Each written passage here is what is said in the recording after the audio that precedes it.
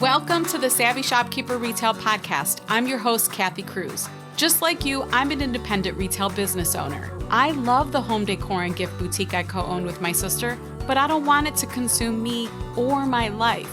Join me each week as I share lessons learned, helpful tips, and valuable information for your retail business and life.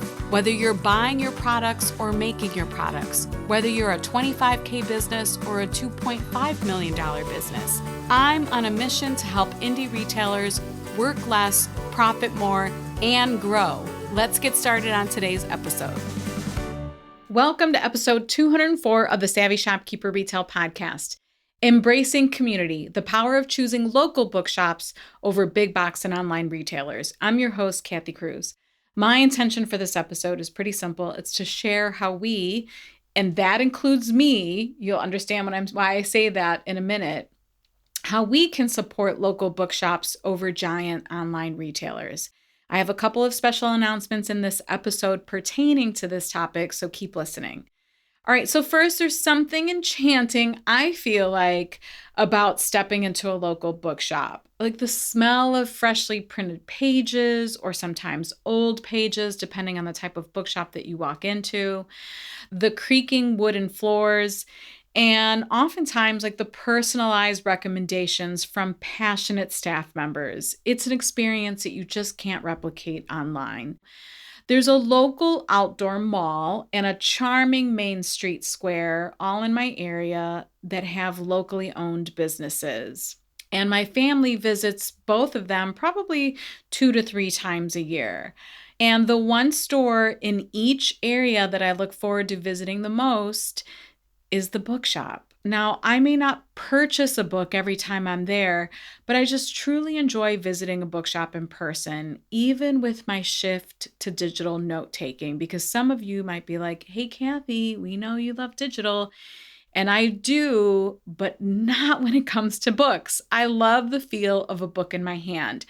I have tried digital books. I have tried audiobooks. I have apps on my phone for both, but I don't love them like I do a physical book. Before I start in this episode, I have a funny story to share on that topic, because you literary loving, book hoarding listeners like me will appreciate this.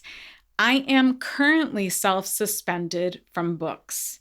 I found myself recently drowning in books, partially read books, never touched books, books that I read that sat on bookshelves in my office for years, maybe even decades. I decided it was time to reorganize my office and declutter it. And part of my process was tackling these books. So I made some really conscious decisions around books.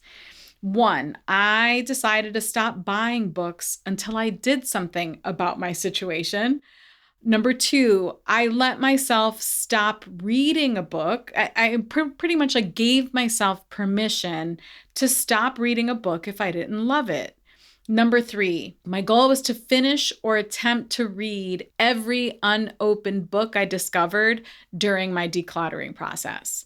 Number 4, I decided to stop buying books until my unread pile is finished. You hear me when I say is finished. It's not finished yet. The only exception I make to that is that I'm allowed to buy myself 1 fiction book per vacation, but I can't buy the new book until I finish the first one that I purchased. Man, I have a lot of rules for myself, right? And then number 4, until all books are read, I'm not allowed to buy a single self-help or business book. You hear a smile on my face because this is all kind of funny and it might sound ridiculous, but I had to do this. And it's a running joke in Master Shopkeepers. And some of you who are in Master Shopkeepers, and those of you who hold me accountable to all of these rules I set for myself, you're probably laughing. I had a problem. I had a book problem, but I'm working on it. Considering the stack of unread books I have in my office, and where are they? I'm looking in my office. I have 2, 4, 6, 8, 10, 12 right now. That's actually not too bad. But considering that stack, I may not be able to buy a new business book until 2025 because that's just what's in my office. I think I have 2 on my nightstand, 1 in a bag somewhere. So it's probably more like 15 to 20 unread books. But if that means I can't buy a book until 2025, so be it, because I will feel better about this pile of unread books that I have. What I'm finding is now that I have this stack of unread books in front of me, it's actually motivating me to read them because I really want to get to my book wish list. And my book wish list is long. So I'm going to try to get through these books so that I can keep buying books. Okay, on to the episode. I also want to come back in here and share what I did with all of the books that I had when I decluttered, but that'll be another podcast episode. That'll make this podcast episode too long. So moving on to the episode. Now, while we all enjoy the convenience of online shopping, including me sometimes, the rise of mega retailers like Amazon, it has posed a threat to local bookshops. Like we've seen that. We saw it happen a lot more probably early on when online shopping started to become so popular, but I feel like people were missing bookshops. And the local bookshops are starting to resurface again, but it still poses a bit of a problem. And I'll be the first to admit I buy books on Amazon. I have for years. I have a wish list on Amazon that I just referred to that's really, really long. But this didn't sit well with me, of course. Like when I recently visited my list of core values for Savvy Shopkeeper as a business, because I recently hosted my first team meeting, and I'll have another podcast episode on that, I reviewed my values list. And second on that list is to support the shop local and shop small movements. Buying books from Amazon and sharing links for all of you to buy books on Amazon is not in alignment, right? But then I found a platform called Bookshop.org, a platform that aims to bridge the gap between online shopping convenience and supporting local businesses. It's genius. I was like, why didn't I think of this? So I just want to read what's on their site so that you can kind of understand what this bookshop.org is. From their website, it says bookshop.org began as an idea to help support bookstores in their communities as more and more people are buying their books online. We saw an opportunity to create an alternative to Amazon for socially conscious online shoppers. Amazon sells over 60% of all books in the US and is growing. That shift threatens the future of bookstores and will hurt readers, authors, and publishers who rely on a diverse, healthy ecosystem for books. We had a better idea: give readers the convenience of online shopping while supporting independent bookstores at the same time. Now, if this doesn't speak to my heart, I don't know what does. So I'm just going to keep reading what it says on the website. We launched in January of 2020 with just 88 bookstore partners and a team of 4 passionate book people. As the COVID-19 pandemic surged, our growing platform helped our community of independent booksellers survive shutdowns. That spring, traffic to bookshop.org hit 1 million users in a single day.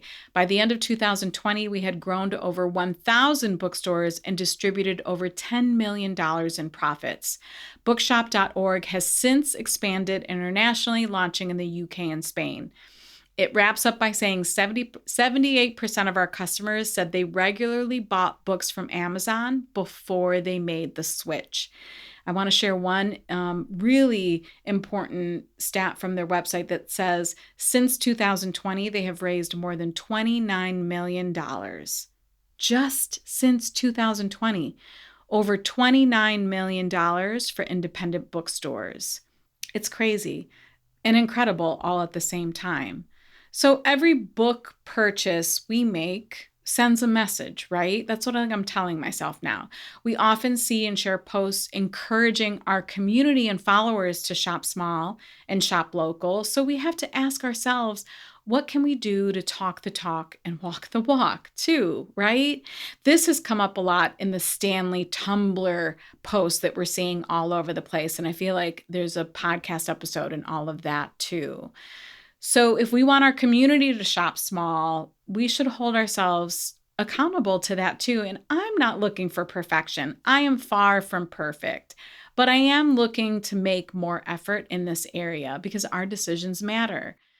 So, as avid readers, and I know many of you are, including me, what can we do to make a difference? In the past, my efforts included like a Google Doc that I had in Master Shopkeepers with my recommended book reading list. It wasn't the most effective and helpful tool, but the topic of business books came up often, or it comes up often in Master Shopkeepers. I also published a podcast episode where I shared about some of my favorite business books. We'll be sure to link that. But in the Google Doc, it didn't have an easy way to purchase for my group members. And in that previous podcast episode, I had links to Amazon. I mean, it is what it is, right? But I'm just so happy that I found bookshop.org. So all this to say, I got really excited when I found bookshop.org. And then I found that I can create my own bookshop on the platform. So I'm happy to share that we're launching the Savvy Shopkeeper Bookshop on bookshop.org. By purchasing through our shop, you directly support both this podcast and local bookshops. In the Savvy Shopkeeper Bookshop on the bookshop.org platform, you can see recommendations categorized by book. And in case you're wondering, like, Kathy, can you just tell me what the link is to the shop? It's bookshop.org/shop/Savvy Shopkeeper. I'll say it one more time. bookshop.org/shop/Savvy Shopkeeper. So anyhow, clearly I believe in the transformative power of literature, both for personal development and business success. So I made sure that I created categories that support self-help and business development. That was really important to me. So there's business books for the entrepreneurial minds, like whether you're a seasoned entrepreneur or just starting, really the right book can spark new ideas and strategies. So I thought it was really important for me to include those. And there are so many books that have helped me over the years. And then there's self-help gems for personal transformation. And you all know how I feel about that. Our personal growth, it's really just as crucial as our professional development. So you'll be able to dive into a collection of self-help books that cover a range of topics from mindfulness and resilience to goal setting and achieving a healthy work-life balance.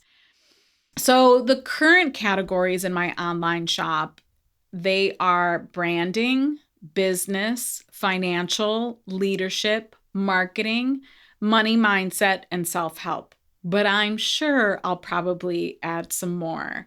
Most importantly, you can purchase the books easily with just a couple clicks, just like any kind of online shopping experience. It's all online. And the biggest thing is it supports local bookshops. So before I wrap this up, let's tie it all together.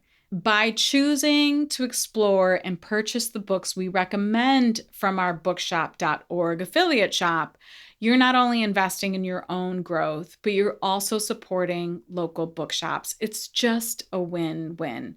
Remember, every book you buy through our bookshop.org affiliate shop not only adds to your library, but it contributes to the preservation of local bookshops. That means something to me, and I know that means something to so many of you. So as I launched this bookshop, I decided to do a fun giveaway. And what I really want to know, I'd love to know your book recommendations. If you have a book you love and you believe would be helpful to the Savvy Shopkeeper audience, DM me on Instagram. I really want to know because I feel like I haven't read all of the books, and you might have a series of gems that you love that have been life-changing or business-changing for you. So this is the deal. For every person who DMs me with a suggestion, you'll get entered to win a $50 gift card to the Savvy Shopkeeper Bookshop.